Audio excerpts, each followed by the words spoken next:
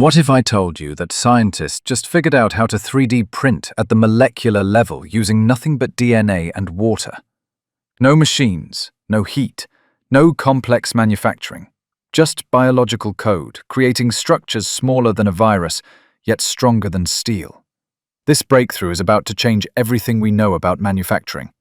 I'm here to break down the latest breakthrough in nanotechnology that has scientists calling it a game changer for everything from computing to medicine. In the next few minutes, you'll discover how researchers are literally building with the same blueprints that nature uses to create life itself. If you love cutting-edge science content, hit that subscribe button and let's dive in. Here's what's happening. Researchers at Columbia University and Brookhaven National Laboratory have cracked the code on something called DNA origami, but they've taken it to an entirely new level. Imagine if you could print a tiny skyscraper using DNA instead of steel. That's exactly what these scientists are doing. Their new design method uses voxel-like building blocks and an algorithm called Moses to fabricate nanoscale devices in parallel. Think of it like Lego blocks, but at the molecular level. These tiny voxels are mechanically robust, DNA-based octahedrons that snap together like nanoscale jigsaw puzzle pieces. The magic happens in two stages.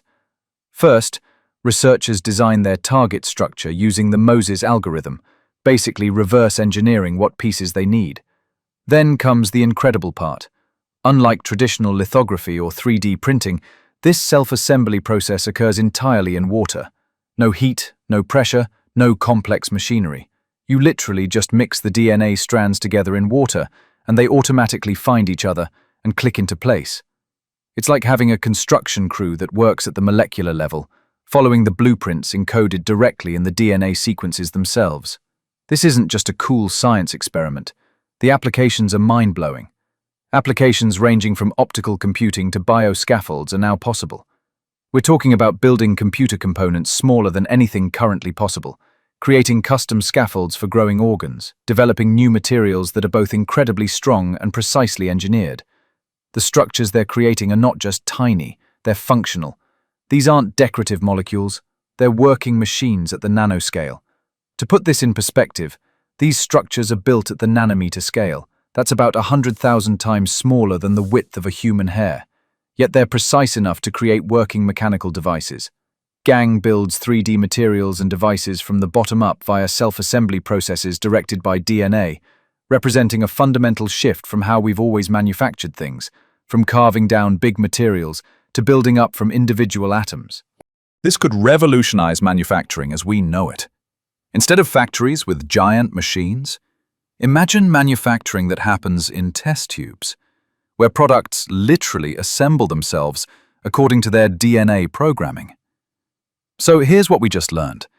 Scientists can now build 3D structures at the molecular level using just DNA and water. These structures self-assemble. They're incredibly precise, and they could transform everything from computing to medicine. We're witnessing the birth of a new kind of manufacturing, one that uses nature's own assembly instructions to build the technology of tomorrow. Now I want to hear from you. What do you think this technology will be used for first? Medical applications? Computing? Something we haven't even thought of yet? Drop your predictions in the comments below. And if this kind of breakthrough fascinates you as much as it does me, you'll love our entire playlist on emerging nanotechnologies. Make sure to hit that like button if this video taught you something new, share it with anyone who loves cutting-edge science, and subscribe with notifications on so you never miss the latest breakthroughs.